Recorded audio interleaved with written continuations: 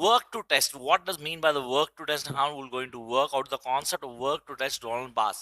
अब कई लोग बोलते हैं सर इस कॉन्सेप्ट को क्लियर करना डेफिनेटली बहुत इंपॉर्टेंट है. That this concept definitely come in a paper. So I don't know whether it's going to come in a paper or not, but I know that this is one of the most important topic and you guys have to clear this.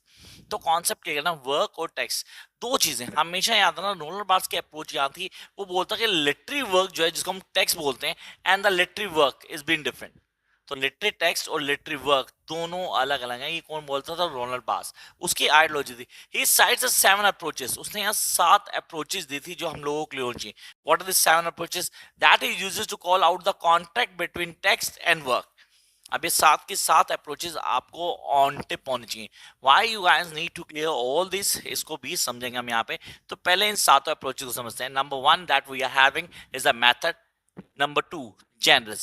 The method, the genders, the sign, and plurality. Yes, plurality, flirtations, and reading and pleasure. ये 7 steps हैं. इन 7 के साथ आपको चाहिए.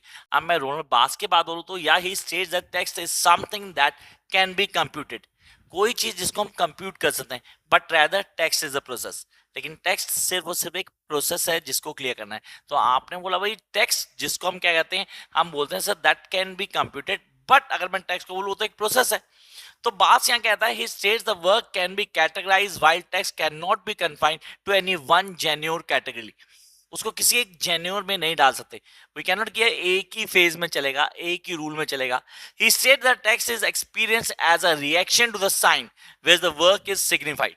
वो sign है और work है सिग्निफाइड. सो टेक्स्ट और वर्क दोनों अलग अलग चीज होगी.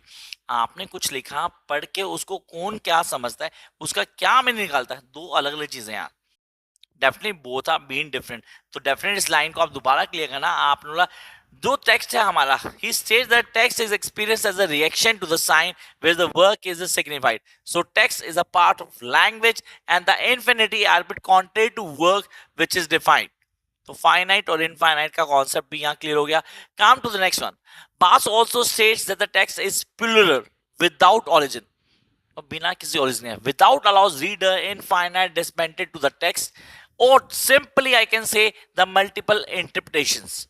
Yes, not simply multiple interpretation. So बात का जो स्टेटमेंट है यहाँ बिल्कुल क्लियर करती है that the connection between the author and the text is non existence to the text. Author और टेक्स्ट के बीच की जो रिलेशन है नॉन एग्जिस्टेंस है.